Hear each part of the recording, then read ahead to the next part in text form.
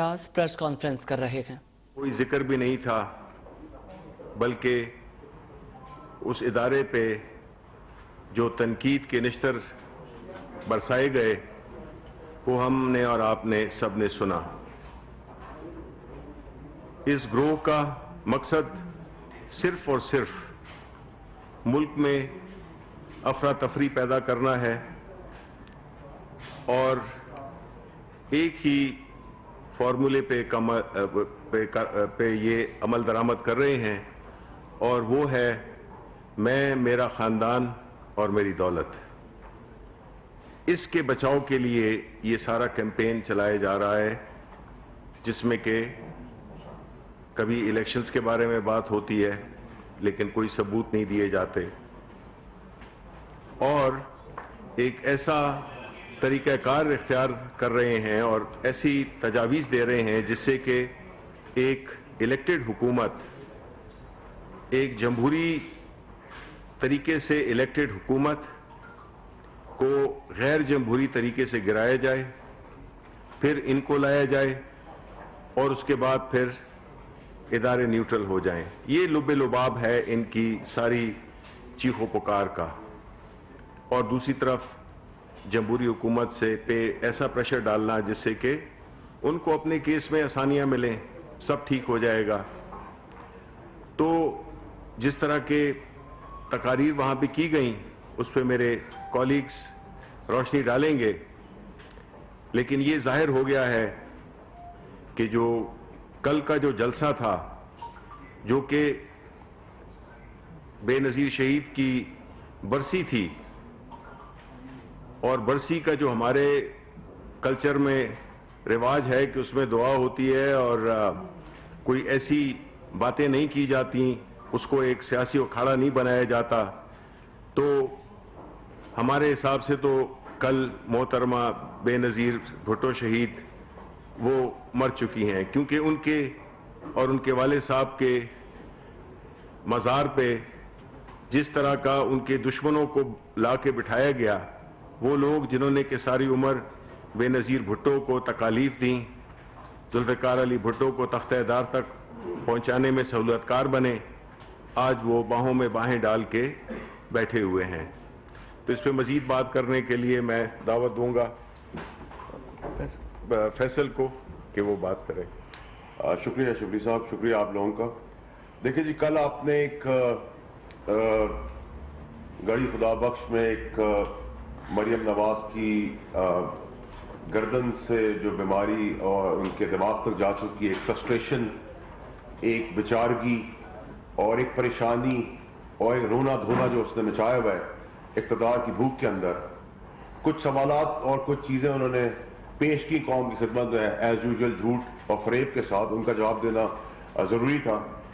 مریم نے کہا، مریم سے پوچھا گیا کہ تمہاری کوالیفیکیشن کیا ہے، کس کے تحت تمہیں لیڈر مان لے، تم نے کیا جد و جہد کی ہے، کیا تم نے کبھی ٹوسٹ کے اوپر مکھن لگایا، کیا تم نے کوئی جد و جہد کی، کوئی جمہوریت کے لیے کام کیا. یہ کون سی میرٹ ہے جس کے اندر 70 سال کے لوگ، 65 سال کی عمر کے لوگ ہاتھ باندھ کے پیچھے غلاموں کی طرح کھڑے ہوئے ہیں.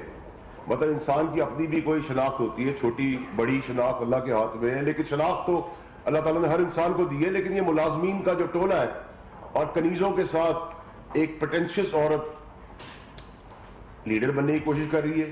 اپوزٹ لیڈر ان کا چچا ہے، استعفے وہ مانگ رہی ہیں. بھائی استعفے تم مانگو، چچا مانگے، استعفے تو دو نا، اگر بلائیں گے تو آؤ گے. یہ کیا ڈرامہ ہے؟ تو ایک تو یہ کہ میرٹ کدھر کھڑی ہے، لوگ اس کو کس طرح لیڈر ماننا چاہتے ہیں، لیڈر بنانا چاہتے ہیں، اور جو لوگ پیچھے کھڑے ہوئے ہاتھ باندھ کے ان کا کیا کنسرن ہے، کیا قصور ہے، یا وہ پیدا ہی غلام ہوئے تھے اور ملازم ہیں اور ملازم ہی رہیں گے اور آگے بھی دنیا سے بھی ملازمت کرتے ہوئے نکل جائیں گے. پھر کا الیکشن چوری ہو گئے، 2.5 سال بعد الیکشن چوری کی بات آئی تو بھائی ثبوت دو الیکشن چوری ہونے کے. الیکشن رگ ہوئے تو اس کی ثبوت دو. الیکشن کمیشن کیوں نہیں گئے، ٹریبونلز میں کیوں نہیں گئے، کورٹوں میں کیوں نہیں گئے؟ 13 اور 18 کا کمپیریزن کریں تو آپ کے سامنے ہے پٹیشنز. جو پٹیشن 40 لگی آج 18 کے الیکشن میں، اس میں 20 تو پی ٹی آئی کی ہے اور اس سے پہلے 140 لگی. تو کمپیریزن تو آپ کے سامنے ہے. تو یہ اچانک سے 2.5 سال میں ایسا کیا ہوا ہے؟ کیا وجوہات ہے جس کی وجہ سے یہ سب کچھ ہوا؟ تیسری چیز یہ کہ آپ پیناما کے اندر مریم نواز، مریم صفدر، پتہ نہیں کیا کیا نام ہے، بینیفیشری اونر تھی، ان کا جواب آج تک آپ نے نہیں دیا. اور آپ بھری پھر رہی ہیں ایک ساہوکار شریف زادے فرشتے جو سیاست کرنے آ گئے ہیں. ایک تو اس کا جواب، اور میں پھر یاد دلاؤں گا کہ استعفے کب دے رہے ہیں؟ مہینوں گزر گئے، سال ہی بتا دیں کون سے سال میں استعفے آئیں گے. پھر کہا فرمایا کہ جی سیچن کے اندر فوجی اپنی جانیں قربان کرتے ہوئے سوچ رہے ہوں گے ان کی تنخواہیں نہیں بڑھی، وہ گھر میں روٹی کیسے کھلائیں گے. تو بے شرمی کی حد. یاد دلاتا چلو قوم کو کہ یہ وہی سیچن پہ فوجی کھڑے ہیں جو ہمارے محافظ ہیں اور انڈیا کے 8 مارتے اور 4 اپنے شہید کراتے ہیں اور گولیاں سینے پہ کھا رہے ہوتے ہیں. اور اسی وقت اسی دشمن ملک کا مودی آتا ہے آپ کی گاڑی میں بیٹھ گیا. پھر کہا کہ جی پاشا صاحب نے پاکستان کا کچرا جمع کر کے پی ٹی آئی بنائی. تو بتانا بھول گئی کہ گندی نالی کی غلاظت جنرل جیلانی اور ضیاء الحق نے پسند کی نواز شریف کے روپ میں. اور بے شرمی اور بے حیائی یہ تھی کہ گندی نالی سے تو اٹھایا لیکن 25 لاکھ روپے کی رقم بھی لے آئی جائے بنانے کے لیے.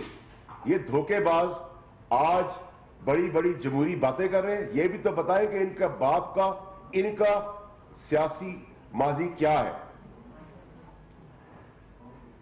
پھر کہا مشرف کے لیے پاکستان کے دروازے بند ہو چکے ہیں.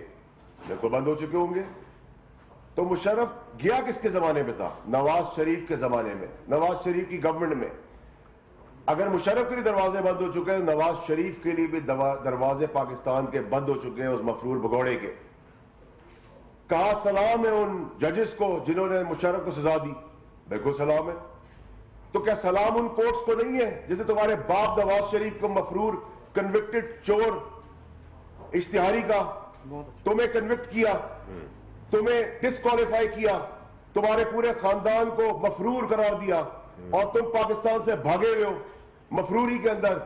چاہے وہ تمہارا باپ نواز ہو، چاہے تمہارا سمدھی اسحاق ڈار ہو، چاہے علی ڈار ہو اسحاق ڈار کا بیٹا، یا علی عمران ہو داماد شہباز شریف کا، یا حمزہ حسن حسین ہو، سلمان شہباز ہو. یہ سارے خاندان کے لوگ پاکستان میں دودھ کی نہریں بہا کر ان کوٹوں سے ہی بھاگے ہوئے ہیں نا. یہ بھی تو بتاؤ. یہ بتانا بھول گئی تم؟ تو تمہیں یاد دلاتے رہیں گے. جو تمہاری گردن ہلتی ہے، جس کا پریشانی تمہارے دماغ کو چلی گئی ہے، اس کا علاج جو بچپن میں نہیں ہوا وہ اب جیلوں میں ہوگا. اس کے بعد کہا کہ عمران خان صاحب فوج کے پیچھے جا کے چھپ جاتے ہیں. فوج کے پیچھے چھپ جاتے ہیں. فوج ہر ڈیموکریٹک الیکٹڈ پارٹی کے ساتھ ہے، چاہے وہ کسی کی بھی ہو. تو آپ یہ بتائیں کہ آج ان کو آپ برا بھلا کہہ رہے ہیں. کیوں برا بھلا کہہ رہے ہیں؟ ان کو تو اپوائنٹ آپ نے خود کیا تھا چیف آف آرمی اسٹاف، ان کو تو آپ نے ایکسٹینشن خود دی تھی. تو پھر آج آپ کو تکلیف کس چیز کی ہو گئی ہے؟ جب آپ کے رشتہ دار اعلیٰ عہدوں پہ بیٹھے ہوئے تھے ہم نے تو اعتراض نہیں کیا، کیونکہ نہ فوج کا جمہوریت میں اور گورنمنٹ میں کوئی کام ہے، نہ گورنمنٹ کا فوج کے ساتھ ان کے عام دنوں کے معاملات میں کوئی کام ہے. پیشہ ورانہ. یہ بھی آپ بتانا بھول گئی. پھر فرمایا کہ سی او ڈی میں جب میری محترمہ شہید سے ملاقات ہوئی تو میں ان کی فیملی ممبر بن گئی پیپلز پارٹی کی. بے شرمی کی کوئی حد ہوتی ہے. سی او ڈی میں بھی تم لوگوں نے نواز شریف نے پیپلز پارٹی کی پیڑ پہ چھرا گھونپا، دھوکہ دیا، فریب کیا، الیکشن بائیکاٹ کر کر پتلی گلی سے نکل گئے اور الیکشن لڑنے آ گئے. کیونکہ اقتدار کا جو ہوس ہے وہ اس وقت بھی ختم نہیں ہوئی. اور وہ محترمہ شہید جس کی قبرستان میں تم کل بیٹھی تھی بے شرمی کے ساتھ، تمہیں شرم نہیں آئی جب تمہارے باپ نے نواز شریف نے اس کی کیریکٹر اسیسینیشن کی، کردار کشی کی، جہازوں سے ان کی اور ان کی والدہ کے لیے باتیں کی. تم نے کہا کہ تمہارا بھی کمپیریزن بی بی کے ساتھ ہے. بی بی شہید آکسفورڈ کی پڑھی بھی تھی، نیچرل عورت تھی، دلیر عورت تھی، ڈیموکریسی کے لیے کام کیا تھا. تم نالائق ہر کالج سے نکالی گئی، سفارشی प्रिटेंशियस, सिवाय कनीजों की वाह वाह के अलावा तुम्हें आता क्या है? तुमने कहा कि कराची में मेरे कमरे में अटैक हुआ, तुम्हें उस वक्त भी शर्म नहीं आई कि तुम उस वक्त भी कहती जिस बेचारे शौहर ने वो सब टाइम काटा उसका नाम लेते हुए तुम्हें शर्म आई? तुमने वो भी क्रेडिट अपने खाते लिया अपने बाप की तरह। उसके बाद आप आ जाए इकोनॉमी के ऊपर। कल बड़ी बड़ी बातें की गई, इकोनॉमी में बताना भूल गई तुम कि पाकिस्तान की सबसे बेहतरीन टेक्सटाइल पॉलिसी इमरान खान के एतवार में हुई। सियालकोट, फैसलाबाद, गुजरांवाला में पहली दफा पाकिस्तान की हिस्ट्री में हुआ है कि लेबर मिलना मुश्किल हो गई है, क्योंकि सब 24 घंटे राउंड द क्लॉक काम कर रहे हैं। स्टॉक एक्सचेंज को आप देखें, सीमेंट को आप देखें, कार मैन्युफैक्चरिंग को आप देखें, बाइक्स को आप देखें। नेशनल बैंक ने 26 बिलियन का फायदा किया 9 महीने में। एक सियासी लोन नहीं, एक सियासी भर्ती नहीं। आरिफ उस्मानी और उनकी टीम को मुबारकबाद पेश करता हूं इमरान खान साहब की तरफ से। ये सब चीजें बताना भूल गई तुम। और आखिर में 2 चीजें, जरदारी साहब ने बड़ी जबरदस्त बात की, क्योंकि प्लेयर तो वही हैं। उन्होंने कहा मैं दूध में से मक्खी निकाल लेता हूं, और इसी तरह पीडीएम को मक्खी की तरह उठा के दूध से बाहर फेंका और अपने आप को डिस्कनेक्ट किया और कहा जमहूरियत जो है वो सबसे बड़ा रिवेंज है, इसका मतलब कोई इस्तीफे नहीं आने वाले। तुम तालियां बजाओ बरसी के ऊपर जहां दुआ पड़नी चाहिए, तुम नाक रगड़ो, तुम फूल चढ़ाओ, तुम जिंदाबाद के नारे लगाओ पीपल्स पार्टी के। तुम्हारी जिंदगी में अब यही चीजें रह गई हैं। तुम्हारा जो ख्वाब है वजीर आजम हाउस का और तुम्हारे बाप का जो मफरूर है, जो भागा हुआ है, भगौड़ा है, जो इश्तिहारी है, वो कभी पूरा नहीं होने वाला इंशाअल्लाह। तो उन्होंने कहा कि democracy is the best revenge. तो डेमोक्रेसी तो सिस्टम का चलने का नाम है। क्यों करेगी पीपल्स पार्टी ये काम जब सेनेट में वो सेकंड लार्जेस्ट पार्टी बनने जा रही है? उनका सेनेट में ऑपोजिशन लीडर आने वाला है। वो तुम्हें प्लेट में तुम्हें और तुम्हारे बाप की चोरियों के ऊपर तुम्हारा साथ देंगे। आखिर में मौलाना साहब पे आ जाए, फजलुर रहमान पे। फजलुर रहमान साहब को मामू बनाते बनाते पहले तो बड़े बना रहे थे, अब बच्चे भी बना रहे हैं।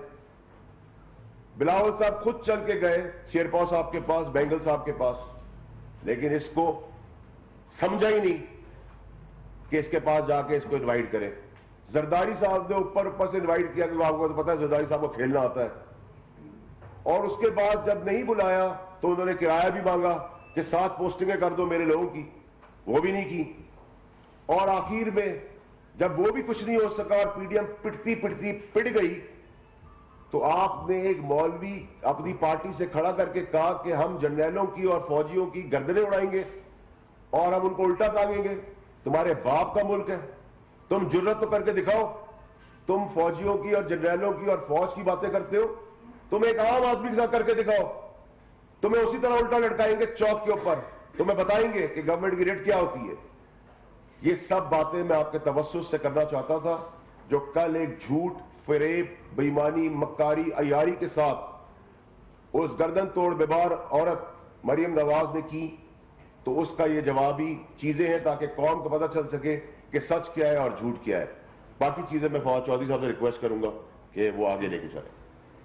वैसे तो आपने सारा मामला जो है वो बड़ा समराइज कर दिया है, ये से चल रहे हैं और जो ज़्यादातर जो गुफ्तगू है वो आपने उसमें बड़ा अच्छे तरीके से बात कर दी है। देखिए जी, पहली बात तो मैं ये समझता हूँ कि कल का जो जलसा है वो पीपल्स पार्टी के लिए शर्म और नून लीग के लिए इबरत का मुकाम है कि आप देखिए कि बुलाने वालों को शर्म नहीं आई कि किन को बुला रहे हैं, और जाने वालों को इबरत आनी चाहिए थी कि जा कहाँ रहे हैं।